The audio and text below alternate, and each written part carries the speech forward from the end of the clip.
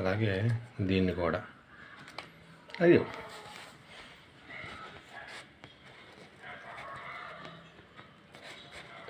ఏమైనా గెస్ట్ చేశారండి ఏం చేస్తున్నాను?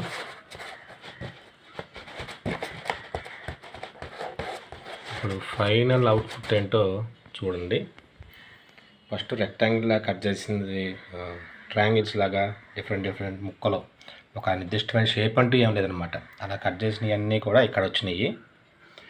ఇప్పుడు రెక్టాంగిల్ లాగా కట్ చేసింది మనం అంటించింది ఇక్కడండి, క్రాస్గా పెట్టినట్టున్నాను. ఓకేనా, అవన్నీ కూడా ఇక్కడ వచ్చినాయి. ఇంతకీ మనం చేసింది ఏంటంటే, మన దగ్గర ఒక ఓల్డ్ అక్వేరియం ఉందండి. దానికి టాప్ అయితే బాగా పాడైపోయింది, ఇరిగిపోయింది ప్లాస్టిక్ది.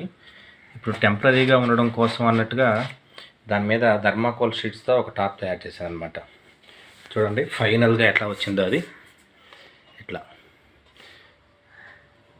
ఇది ఫ్రంట్ పార్ట్ అనుకుంటున్నాను. నాకైతే ఈ రెక్టాంగిల్స్ కట్ చేసి ఇచ్చిన స్ట్రక్చర్ ఏంటంటే, ఇక్కడ ఒక వాల్ అనమాట, ఒక వాల్ స్ట్రక్చర్ లాగా ఇటుకలు ఉన్నట్టుగా అనుకున్నాను.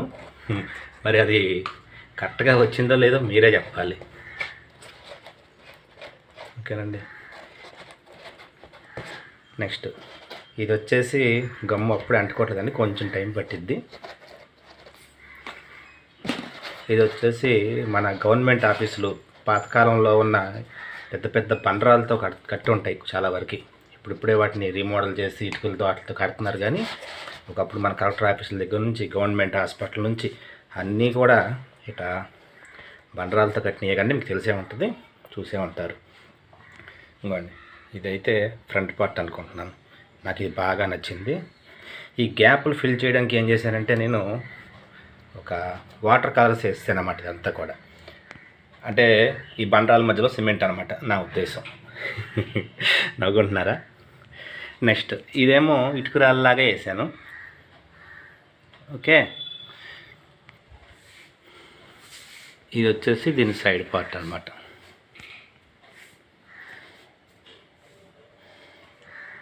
ఓకే, ఇంకా ఇవి అంటుకోవట్లేదు, గమ్ము టైం పట్టిద్ది. లోపలైతే బ్యాలెన్స్ కోసం మామూలుగా ఇట్లా పేపర్ ముక్కలు అంటించానండి. తర్వాత ఇవి తీసేయడానికి వస్తే తీస్తాను, లేకపోతే వీటి మీద మళ్ళీ ఇంకో చార్ట్ కానీ వైట్ పేపర్ కానీ అంటిస్తాను. ఇట్లా ఉంది. నాకైతే ఒక 30 గంట పట్టింది ఇది చేయడానికి. ఇప్పుడే అంటుకుంటుంది, కలపకూడదు. మన దగ్గర 38 గ్యాలన్స్ 38 గ్యాలన్స్ వాటర్ ట్యాంక్ ఉందండి. అంటే మన రెగ్యులర్ వాటర్ టిన్నులు 8 పడతాయి అన్నమాట సుమారుగా. లోపల ఒక డ్రిఫ్ట్ వుడ్ ఉంది, ఒక స్పాంజ్ ఫిల్టర్ పెట్టాను. ఎంత పెద్ద అక్వేరియానికి ఒక స్పాంజ్ ఫిల్టర్ చాలదు, ఇంకో 2 కూడా ఇక్కడ పెడతానండి. ప్రస్తుతానికైతే ఇది సైక్లింగ్ కోసం వదిలేసాను. సగం వరకు నీళ్ళు వేసాను.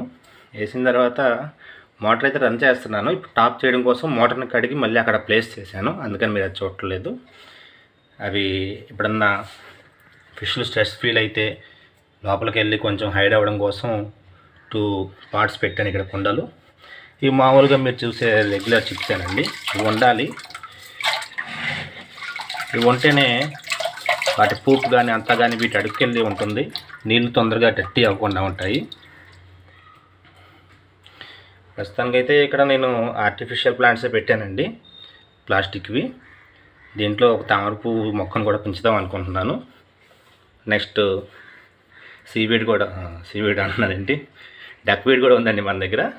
అది కూడా ఇందులో వేస్తాను, పక్కన పండిస్తున్నాను దాన్ని నేను ఒక టబ్బులో. కనీసం ఒక 20 రోజులు అయింది, బాగానే వస్తుంది. అది కూడా చూపిస్తాను మీకు నెక్స్ట్ వీడియోలో. ఈ అక్వేరియం సగం వరకే నీళ్ళు పోసానండి, ఇంకా పోస్తున్నాను. పోసి ఒక వారం 10 రోజులు కుదిరితే ఇంకా ఎక్కువ రోజులే దీంట్లో అట్లాగే ఉంచేసి సైక్లింగ్ అయ్యింది వాటర్ అంతా కూడా అన్నప్పుడు మాత్రమే పెడతాను. మన అక్వేరియం అయితే ఇక్కడ పగిలిపోయిందండి. దీనికి ఏమన్నా ఇంకో అద్దం ఏమన్నా పెట్టించాలి. ఇక్కడ అన్నం పడిపోయింది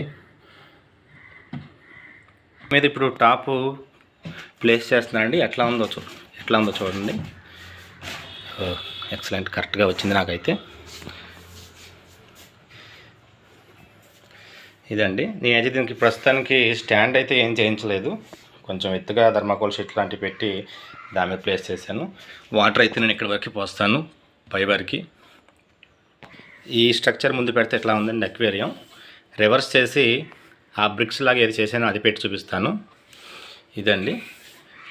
మీకు ఈ రెండిట్లో ఏది ఫ్రంట్ పెట్టినప్పుడు బాగుందో కామెంట్ అయితే చేయండి. నేను దీంట్లో పెద్ద పెద్ద షార్కులు ఏం పెంచాలనుకోవట్లేదండి.